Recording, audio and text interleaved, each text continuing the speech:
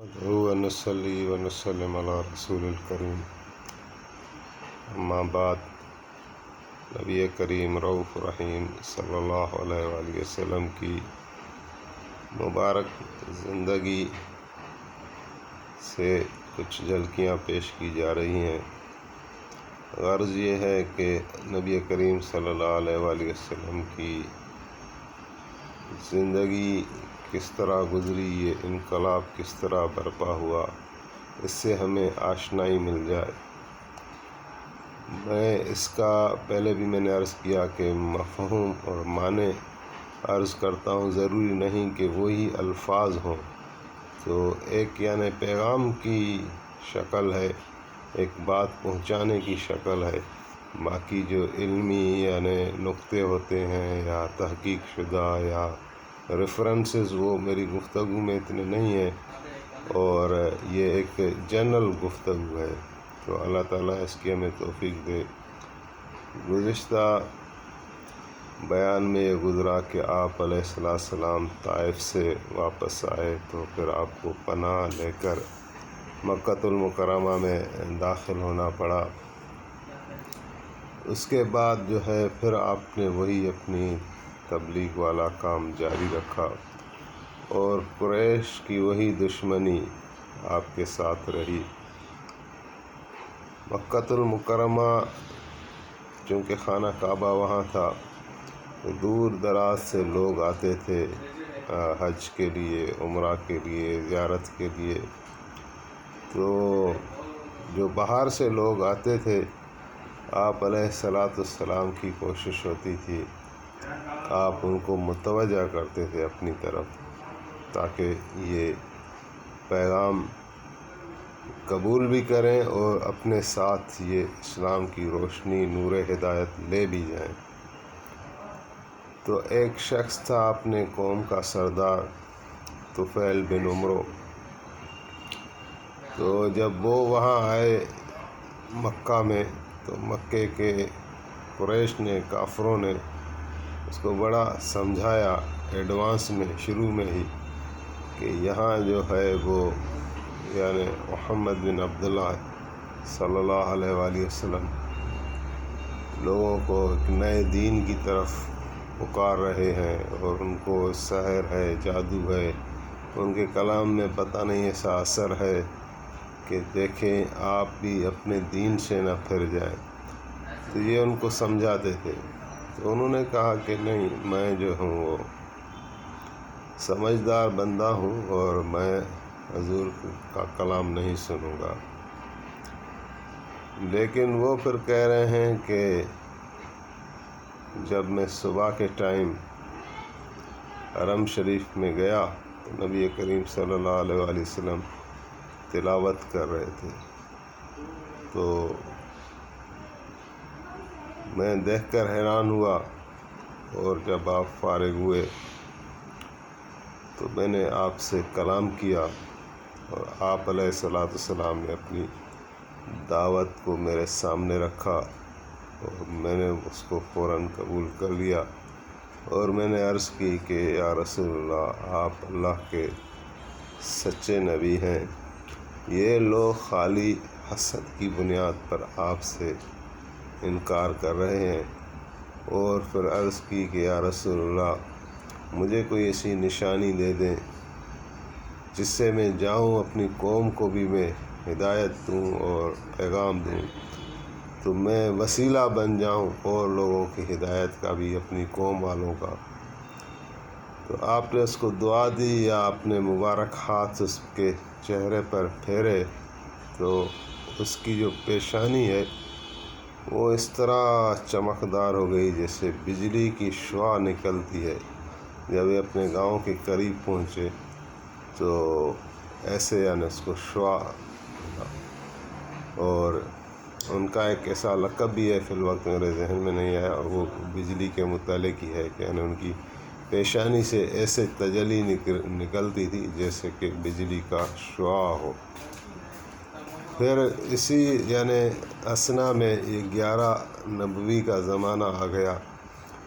نبوت کو یعنی 10 سال تو پہلے ہم نے ذکر کیا گزر چکے تھے، 8 مہینے پھر وہ یعنی شعب ابی طالب کے بعد 8 مہینے کے بعد جو ہے نبی کریم صلی اللہ علیہ وآلہ وسلم کے چچا حضرت ابو طالب اور بی بی خدیجہ نے انتقال کیا تھا، تو اس سال کو آپ نے عام الحزن قرار دیا تھا کہ دکھ والا سال۔ تو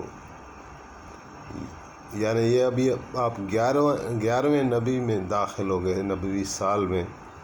تو آپ کی عادت مبارکہ تھی کہ جو باہر سے لوگ آتے تھے تو ان کے لیے بھی آپ کوشش کرتے تھے، اور مکے والوں کی مخالفت بھی بہت بڑی ہوتی تھی، تو آپ کی یہ کوشش ہوتی تھی کہ یعنی کفار نہ ہوں، مکے کے جو مخالفین ہوں وہ بیچ میں نہ کوئی رکاوٹ ڈال دیں، تو آپ زیادہ تر راتوں کو بھی نکلتے تھے اور لوگوں کو جہاں دیکھتے تھے تو اپنی بات پیش کرتے تھے۔ حضرت علی کو ساتھ لیا، حضرت ابوبکر صدیق کو ساتھ لیا، اور ایک دن جو ہے آپ ایسی ایک رات میں آپ جب ان لوگوں کو پکار رہے تھے تو ان میں کچھ 6 افراد ایسے تھے جو خزرج قبیلے سے تعلق رکھتے تھے، مدینے سے آئے تھے، یثرب کہتے تھے اس وقت مدینے کو۔ تو آپ علیہ الصلوۃ والسلام نے ان پر دعوت پیش کر دی، تو وہ 6 کے 6 مسلمان ہو گئے۔ ان میں 2 کے مجھے نام یاد ہیں، ایک تھا سعد بن سرہ اور ایک تھا عوف بن حارث، باقی بھی نام لکھے ہوئے ہیں۔ تو 6 کے 6 بندے یہ مسلمان ہوئے، اور وہ کہہ رہے تھے کہ آپ کی خبریں ہمیں جو ہے نا یہود نے بتائی۔ یہودی بھی مدینے میں رہتے تھے اور یہ آپس میں کبھی کبھی لڑتے بھی رہتے تھے، انصار اور یہود۔ تو وہ کہنے لگے کہ یہود کہتے تھے کہ بنی ہاشم قبیلے سے نبی آخر زمان ظاہر ہوں گے، اور ہم جو ہے ان پر ایمان لائیں گے اور ان کے ساتھ ملیں گے، اور پھر آپ لوگوں کو انصاروں ختم کر دیں گے۔ تو انہوں نے جب یہ دیکھا کہ نبی علیہ السلام ہمارے سامنے آ گئے ہیں، تو انہوں نے سبقت کی کہ ایسا نہ کہ یہودی پہلے مسلمان ہو جائیں۔ تو یہ انصاروں کو 6 کو سعادت ملی، اور یہ نبوت کے 11ویں سال میں مشرف اسلام ہوئے، اور پھر انہوں نے کچھ احکامات سیکھے بھی، اور پھر کہا کہ ہم جا کے اپنی قوم کو بھی آپ علیہ الصلوۃ والسلام کا پیغام دیں گے۔ تو یہ سلسلہ بھی رہا۔ اچھا، اس کے بعد جب بی بی خدیجہ الکبریٰ کی وفات ہو گئی تھی، تو ایک بی بی تھی جس کا نام تھا خولہ بنت خویلد بنت عثمان بن مظعون، خولہ نام تھا اس کا۔ تو وہ آ گئی نبی کریم صلی اللہ علیہ وسلم کی خدمت میں، اور ارادہ ظاہر کیا کہ یا رسول اللہ، آپ کی اہلیہ خدیجہ الکبریٰ ابھی اس دنیا میں نہیں رہی، تو میں چاہتی ہوں کہ آپ اپنا گھر بسا لیں، آپ کی کوئی گھر والی ہو، اور اگر آپ اجازت دیں تو میں آگے بات بڑھاؤں۔ تو میری نظر میں جو ہے وہ بی بی عائشہ صدیقہ ہیں۔ تو آپ نے اجازت دے دی، تو انہوں نے آ کے جو بات کی حضرت ابوبکر صدیق سے، نبی علیہ السلام کے لیے رشتہ چاہیے بی بی عائشہ کا۔ تو حضرت ابوبکر کہنے لگے کہ جو میری پہلے بات ہوئی ہے مطعم بن عدی کے بیٹے کے لیے، ان سے کوئی بات ہوئی ہے، تو پہلے میں یہ معاملہ صاف کر لوں، پھر میں کوئی جواب دے سکوں گا۔ تو حضرت ابوبکر پھر ان کے گھر چلے گئے مطعم بن عدی کے۔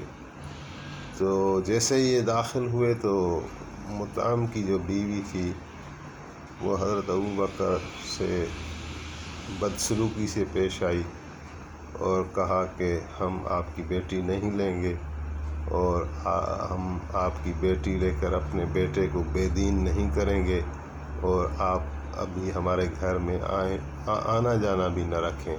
تو اس طرح کی باتیں کر کے وہ منگنی تھی یا جو بھی بات تھی انہوں نے خود ہی ختم کر لی۔ تو حضرت ابوبکر کو ایک خوشی ہوئی اور واپس آ کر خولا کو بتایا کہ آپ نبی علیہ السلام کو ہمارا پیغام پہنچا دیں کہ اگر حضور ہمیں یہ شرف بخشتے ہیں، ہم سے رشتہ داری جوڑتے ہیں، تو یہ ہمارے لیے بہت بڑی عزت کی بات ہے، اور اگر نہیں کرتے تو بھی ہم حضور کی غلامی میں بھی خوش ہیں۔